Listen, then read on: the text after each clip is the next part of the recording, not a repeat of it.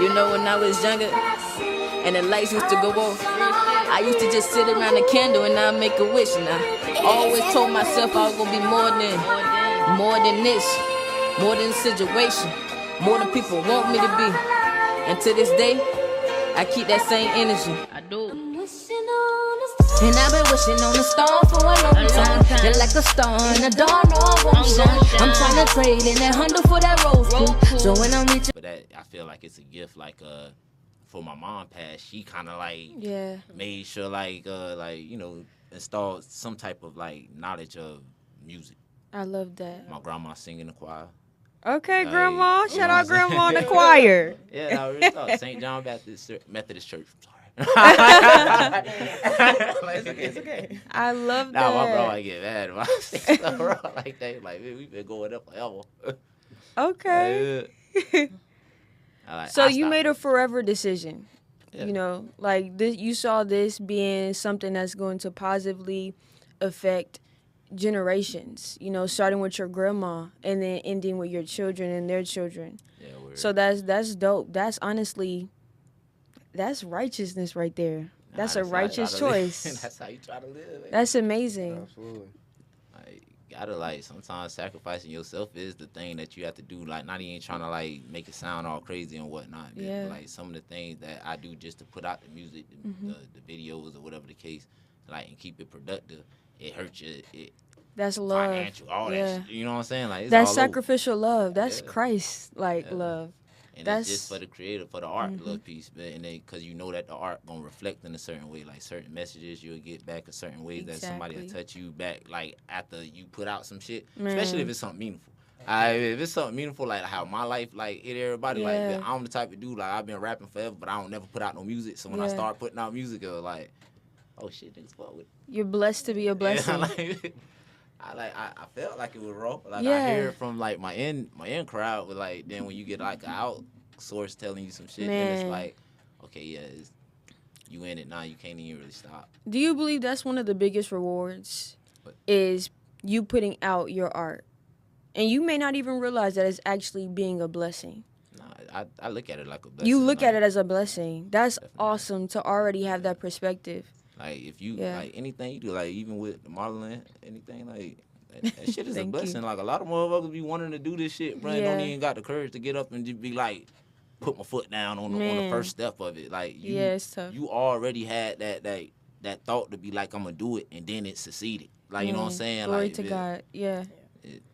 Shit gonna happen. I love that. So okay. You put your first foot like forward, man. Your second one ain't got nothing to do but follow. Amen. Amen. That's dope. And then you were saying like you don't always put out music, but when you do, it has a message. Like Nah, I always put out music. I ain't gonna lie. I'm a constant dropper. Oh. Why did you say that? You were like, nah, I didn't say that. I probably came across wrong when I said. Okay. I didn't put out music in the past. Yeah. Like now since I started, I was like, what I was saying, like it's like the rap race. Like you feel like you have to like. Genuinely, you gotta keep up. You gotta keep up the competition. You, especially in like this day and age, and like with this industry like that you're in, I feel like there's so many gaps. What do you feel like is the biggest gap in this industry, and like what's something you want to change for the better for like you and like other artists? Ooh, that's a good one. I ain't gonna lie. I want to change like how people get noticed a little bit. Like it's a lot more like based on antics more than like music type deal, but I feel like you have a space for that too. Like everything has its space. It's just kind of like where you put your focus on type shit. So like it's be hard to kind of say like what I really want to change because I got like a big brain. I already thought about this shit before now. I say that's a good one. Yeah. But if I was to like, it'd just be like how people get like noticed. Like a lot of the antics will get noticed more than like a bit that put out a raw song. Or sometimes like the raw song ain't gonna get like put out because you ain't got an antic behind the song. Like you know what I'm saying? Like it's just like some craziness like that. It's just the way that you have to like a lot of the grind and shit don't really put out. But a lot of that kind of goes to the artist too though, because you got to make sure your shit get heard. You know what I'm saying? So I don't know. That's crazy. That is good question. Oh, thank you. Can you give an example of how you improve as a creative? Because you've been doing this for a long time. And I feel like just like an athlete, LeBron, just think about the greats of the greats. They always talk about, the hustle doesn't stop. You never stop You learning. gotta evolve. Exactly. Yeah. So as a creative, as an artist, how do you make sure that you're, improving your skills, honing in on your craft? I don't sleep on it. Okay. You know what I'm saying? Like, I listen to everything. I input. Like, I like different artists. I got different tastes. Like, I don't just keep myself in one genre. Like, you know what I'm saying? So, like, I'll pop out with a rock song, regardless if a bit gonna listen to it or not. It's out there. You know what I'm saying? Like, but I tried it myself. So that way, if I did hop back on some rapping shit, I got another way I can, like, speak flow. it. Like, yeah, flow. I love That's that. what I was trying to say. Yeah, that's dope. Well, you just kind of make yourself versatile. Yeah, so that way you can adapt to any vibe, any track. That's dope. Kind of what it is. Like, I like to be in, like, I'll go in a room with no, like, I don't write. Just so, like, I don't really write at all. Like, only time I write when I'm enclosed. Like, you know what I'm saying? But, like, I kind of, like, we fill the room, and then, we kind of just flow that shit out like that. So I'm curious to know, like, how is that studio process? You said you flow. So you hear the track. Do you start with the beat, or? Yeah, you start with the beat. You start with the beat, then you get in the studio. And you just kind of, like. These do. Oh, nah, and then they run it back, and you're like. You got some niggas that's talented like that. Got some that's like that.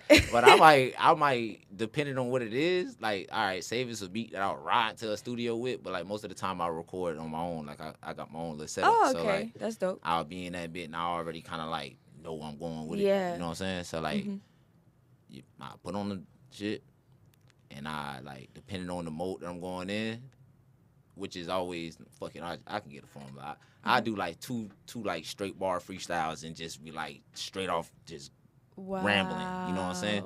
And that kind of give me the feel of the beat. You know what I'm saying? So now and then after that, I'll go and be like, I like this flow.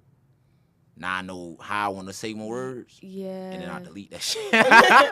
And then I'll go back and I'll probably, like, try to fix words to what I was saying. Yes. Kind of like a puzzle. Yeah. You start with the easy pieces, then you put it back together. That's the first session, though. So, like, that's when I want to try to make a song. Like, say if I'm making something like my life and shit, like, I'll do that, and that's how I get a hook. Like, you know what I'm saying? And then you kind of go back and you, like, do, like, sort of a punch-in type shit. Yeah. But, like, it got to be, like, my shit is heavily weed and alcohol and fluid influence. So, like, oh, my gosh. I got to really sit there and... You gotta get your back. Yeah, like when I go to like on like Creative God, like shout out to Creative God too, though.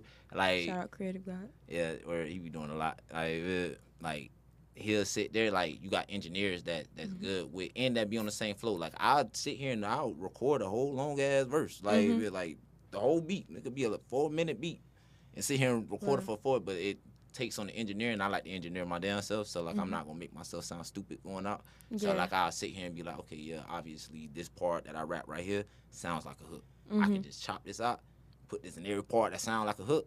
Yeah. And then hopefully the rest of these bars kind of flow with the spaces that's there. And fit in perfect. Yeah, and if it don't, now I got something I can work with to make something better. Like, you know what I'm saying? Is that? I love that. Yeah. Master craft. Chefing it up. Definitely a different form of rapping, but I like that. Yeah. Definitely. That's dope. Yeah. Okay. And he also does engineering as well. Okay. Yeah. Most of my tracks that come out. Now, I am a bit nosy. What's in that sketchbook over there? If you don't mind me asking. I seen some drawings earlier. Oh, yeah. That's what it is, drawings. Mr. But Talented. I wish this was the right sketchbook, man. It's okay. It's okay. This shit got like shit like from my son got a lot of scribbles. It's backwards because I wrote in it backwards because I'm stupid. No, I love it though. But like shit like this. This the character that I use on most of my own stuff. So like I got this one. His name 3. Okay, 3. So like my name Porter, PRT3R. And I don't use the E. I use a 3. And it's kind of like the 3 in. Shout out 3. Yeah. Word. So like these are album covers, by the way. This is Book of 3, my second one. The Book of Job, by the way, just to clarify. Like, all right, so my Book of 3 albums come out on my birthday every time, September 10th. Like, you know what I'm saying? So, like, that's always something. This here is actually the cover for the September song. So, normally 5 days before my birthday, I'll put out a song called September 10th. In some type of formation, it say September 10th. There's one say September 10th. This one September 10th with a 3, one with the regular way. Like, just some way I spell it different, but it's September 10th. And then I put out a book of 3 albums. So, I got 3 of them out. I took one off. So, like, it's still 2 online, though. But, like, and then normally kind of go with, hey, look, no blasphemy or nothing, right? My songs are named after Bible verses, like or Bible, like so, like Book of Job is obviously the story of Job, like so it's talking about like the story of Job because it reflected the stuff in my life, like at that time, like my people again, like my grandma and them, I raised in you know, going to church and whatnot. Yes. I ain't gonna act like I still go to church like heavily or whatnot today or whatnot, but like. It's all good.